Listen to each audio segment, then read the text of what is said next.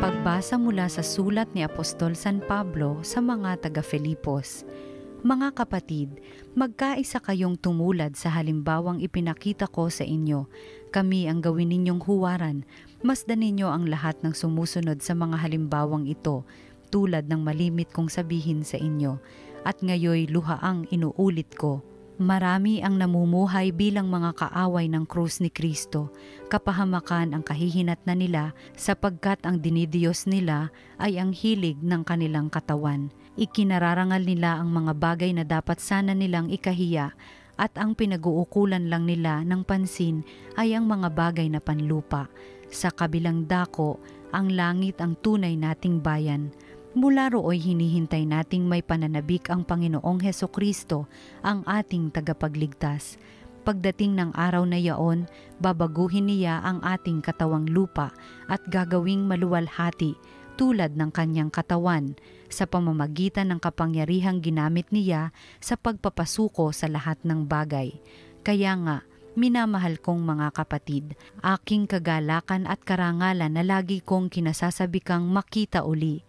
Magpakatatag kayo sa inyong pamumuhay na nakaugnay sa Panginoon.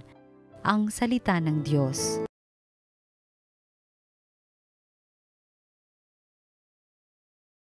Masaya tayong papasok sa tahanan ng Poong Diyos.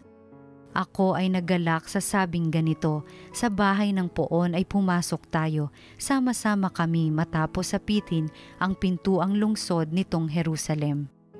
Masaya tayong papasok sa tahanan ng Poong Diyos. Yaong Jerusalem kay ganda ng anyo, maganda ang ayos ng muling matayo, dito umaahon ang lahat ng angkan, lipi ni Israel upang magsambahan. Masaya tayong papasok sa tahanan ng Poong Diyos. Ang hangad ang Poon ay pasalamatan pagkat ito'y utos na dapat gampanan, doon din naroon ang mga hukuman at trono ng haring hahatol sa tanan. Masaya tayong papasok sa tahanan ng Poong Diyos. Ang mabuting balita ng Panginoon ayon kay San Lucas. Noong panahong iyon, sinabi ni Jesus sa kanyang mga alagad, may isang mayaman na may isang katiwala.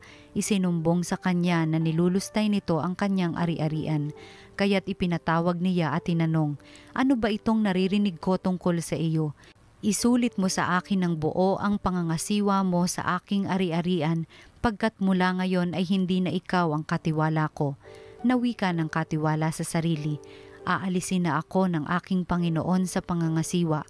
Ano ang gagawin ko? Hindi ko kayang magbungkal ng lupa. Nahihiya naman akong magpalimos. Alam ko na ang aking gagawin. Maalis man ako sa pangangasiwa, may tatanggap din sa akin sa kanilang tahanan. Isa-isa niya ngayong tinawag ang mga may utang sa kanyang Panginoon. Tinanong niya ang una, gaano ang utang mo sa aking Panginoon? Sumagot ito, 100 tapayang langis po. Heto ang kasulatan ng iyong pagkakautang. Dali, maupo ka't gawin mong 50. Sabi ng katiwala. At tinanong naman niya ang isa, ikaw, gaano ang utang mo? Sumagot ito, 100 kabang trigo po. Heto ang kasulatan ng iyong pagkakautang, wika niya. Isulat mo, 80. Pinuri ng Panginoon ang magdarayang katiwala dahil sa katalinuhang ipinamalas nito, sapagkat ang mga makasanlibutan ay mas mahusay gumawa ng paraan kaysa mga makadiyos.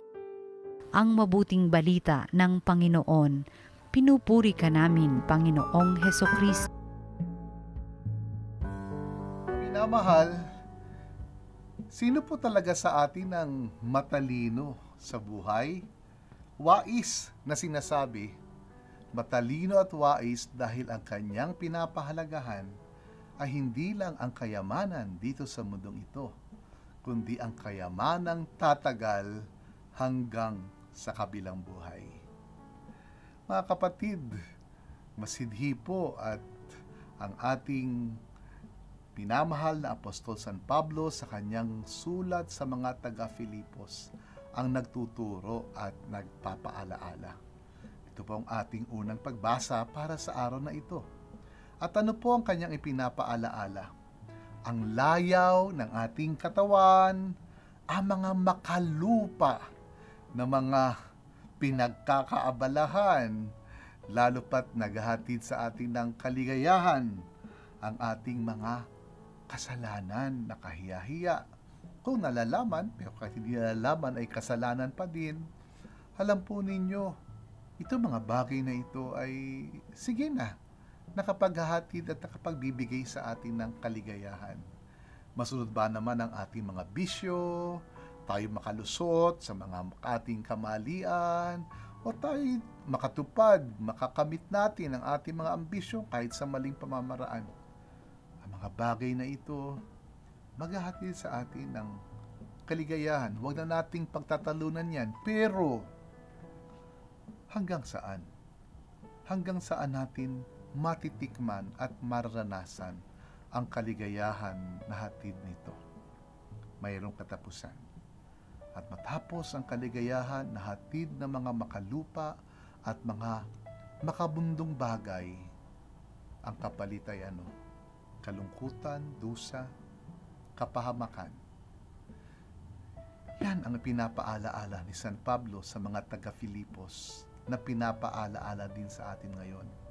Kaya naman sa halip ng ating isip, puso, ang ating buong pagkatao, ay ating ituon sa mga makalupang bagay, tayo po'y kanyang pinapaalalahanan. Ang ating tunay na bayan ay ang kalangitan. Ang ating pong tunay na kapalaran ay kalwalhatian. Tayo po ay may hinihintay, bagong lupa, bagong langit, bagong mundo, bagong katawan.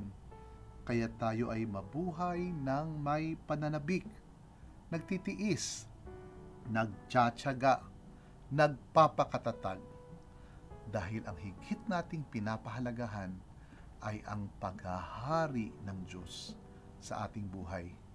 Nang hatid na ligaya, kapayapaan, ay hindi panandalian o may katapusan, kundi pang walang hanggan. Kaya naman, sa ating ebanghelyo, tayo pong lahat ay inaanyayahan na gamitin natin ang lahat ng mayroon tayo para sa ating ikaliligtas. Gamitin natin ang lahat ng mayroon tayo upang sumapit sa atin ng buhay na walang hanggan. O sumapit tayo sa buhay na walang hanggan sa paghahari ng Diyos sa ating buhay. Sapagkat aanhin natin na makuha ang lahat ng ating mga minimithi sa mundong ito. Pero sa huli, wala din pala tayong matitikman na kalwalhatian, kaligayahan, kapayapaan sa piling ng Diyos.